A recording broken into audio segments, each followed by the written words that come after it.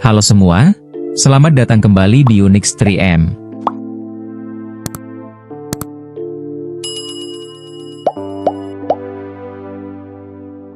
Yunani merupakan sebuah negara yang terletak paling selatan di semenanjung Balkan, dan dikenal sebagai tanah kelahiran peradaban barat. Negara ini juga dikenal memiliki warisan sejarah dan kebudayaan yang sangat kaya, dengan kontribusi signifikan dalam bidang seni, filsafat, sastra dan politik. Yunani merupakan negara yang menggabungkan unsur Eropa, Balkan, Mediterania dan Timur Dekat. Negara ini terletak di persimpangan Eropa, Asia dan Afrika, dan merupakan pewaris dari warisan Yunani klasik, Kekaisaran Bizantium, dan hampir 4 abad pemerintahan Turki Utsmani. Pada zaman kuno, negara ini terbagi menjadi negara-negara kota yang diperintah oleh para bangsawan. Yang terbesar kala itu adalah Athena, Sparta, Thebes, dan Korintus. Setiap negara bagian mengendalikan wilayah di sekitar satu kota dan mereka sering berperang satu sama lain. Athena menjadi negara yang paling berkuasa, dan pada tahun 508 sebelum Masehi, rakyatnya menerapkan sistem pemerintahan baru yang disebut sebagai demokrasi. Kendati demikian, saat itu hanya kaum laki-lakilah yang mendapatkan hak untuk memilih. Pada tahun 2001, Yunani bergabung dengan Uni Eropa dan mengganti mata uang mereka dengan euro. Awalnya, bergabungnya Yunani dengan Uni Eropa diperkirakan akan membuat keadaan ekonomi negara ini terus tumbuh, bahkan diperkirakan akan mengalami ledakan ekonomi. Namun, kenyataannya jauh dari harapan. Prediksi ini berubah seketika ketika krisis keuangan melanda pada tahun 2008. Kala itu, semua negara di Eropa mengalami resesi. Namun karena Yunani merupakan salah satu negara yang paling miskin dengan utang yang sangat besar, negara ini menjadi yang paling menderita dan tentu saja paling merasakan dampaknya.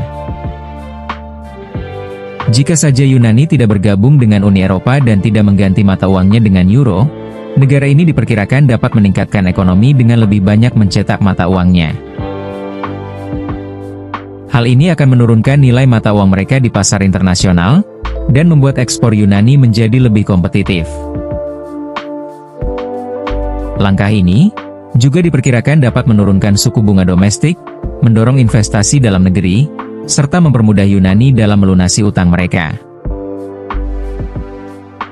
Namun sayangnya, Yunani memutuskan untuk berbagi kebijakan moneter dengan seluruh Eropa. Akibatnya, ketika Bank Sentral Eropa yang didominasi oleh Jerman meluncurkan kebijakan moneter yang tepat bagi Jerman, kebijakan ini justru memperburuk kondisi ekonomi Yunani. Yunani memiliki beban utang yang sangat besar, yang mencapai 177% dari produk domestik bruto, dan membuat negara ini kesulitan mengumpulkan dana yang dibutuhkan untuk melakukan pembayaran utang. Oleh karena itu, Yunani terus melakukan negosiasi dengan Komisi Eropa, Bank Sentral Eropa, dan Dana Moneter Internasional, terkait bantuan keuangan untuk mengatasi beban utang mereka. Ketiga lembaga ini dikenal dengan sebutan Troika, yang sejak tahun 2010 memberikan pinjaman kepada Yunani, dengan syarat penaikan pajak serta pemotongan belanja negara. Kendati demikian, Yunani tidak juga mampu menyelamatkan kondisi keuangannya. Keadaan ini berujung pada kegagalan Yunani untuk membayar utang sebesar 1,7 miliar dolar kepada Dana Moneter Internasional dalam tenggat waktu yang ditentukan, dan menjadikan Yunani sebagai negara maju pertama yang gagal membayar utang, dan hanya hidup dari uang pinjaman untuk sementara waktu.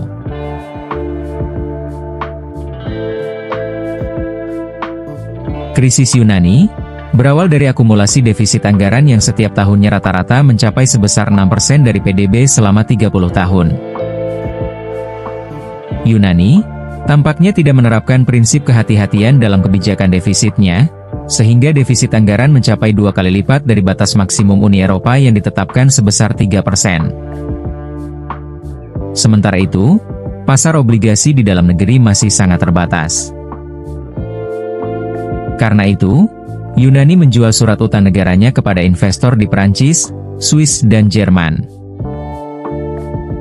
Dan sebagai dampak dari akumulasi defisit ini, pada saat itu defisit Yunani mencapai angka 13,6% dari PDB. Tingginya defisit Yunani tersebut, tampaknya merupakan efek dari lemahnya disiplin anggaran serta buruknya administrasi perpajakan. Hal ini tercermin dari pemborosan, korupsi maupun manipulasi pembukuan. Ketentuan batas maksimum defisit Uni Eropa disiasati dengan memanipulasi pembukuan. Sistem pembukuan dan anggaran berbasis kas yang digunakan di Yunani tidak mengantisipasi risiko fiskal, sebab dalam anggaran tidak memuat informasi mengenai pengeluaran kontingensi. Akibatnya, ketika surat utang negara jatuh tempo pada bulan April dan Mei tahun 2010, kebijakan pembayaran utang sebesar 20 biliun euro mengalami gagal bayar. Untungnya, Yunani mendapatkan dukungan penuh dari Eropa dan IMF, yang secara bersama-sama mereka menyanggupi untuk mengucurkan dana bantuan darurat sebesar 160 miliar dolar. Namun demikian, perjanjian ini harus dibayar mahal oleh Yunani. Sebagai ketidakseimbangan bagi dana bantuan tersebut, Yunani setuju untuk mengurangi APBN-nya sebesar 43 miliar euro dalam kurun waktu 3 tahun, dengan tujuan untuk menurunkan defisit menjadi di bawah 3% dari PDB menjelang tahun 2014. Perjanjian ini juga dimaksudkan untuk menjaga stabilitas keuangan Yunani serta stabilitas pemerintahan di seluruh Eropa.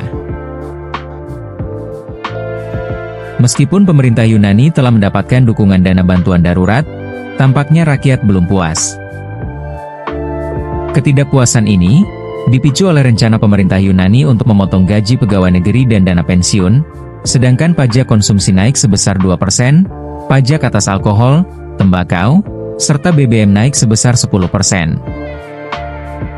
Pemerintah melakukan pemotongan anggaran senilai 38 miliar euro dalam 3 tahun, demi menurunkan defisit menjadi kurang dari 3% pada akhir tahun 2014.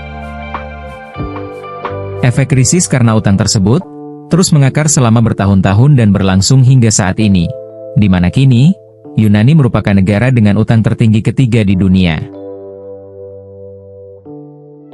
Berdasarkan rasio terhadap produk domestik bruto atau PDB-nya, utang tersebut menembus angka 207% dengan nilai sebesar 367 miliar dolar per tahun 2020. Dari sini kita bisa melihat bahwa suatu negara yang terlalu banyak berutang pada akhirnya akan memberikan beban keruwetan kepada rakyatnya. Pajak dinaikkan, upah dipotong, dan harga bahan-bahan kebutuhan pokok akan melambung tinggi. Sementara itu, uang hasil utang tersebut tidak selalu digunakan untuk kepentingan rakyat.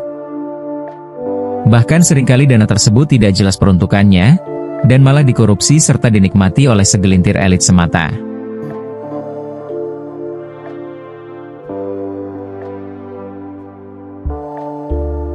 Terima kasih telah menonton. Jangan lupa like, komen, dan subscribe agar tidak ketinggalan video menarik lainnya dari Unix 3M. Sampai jumpa di video selanjutnya.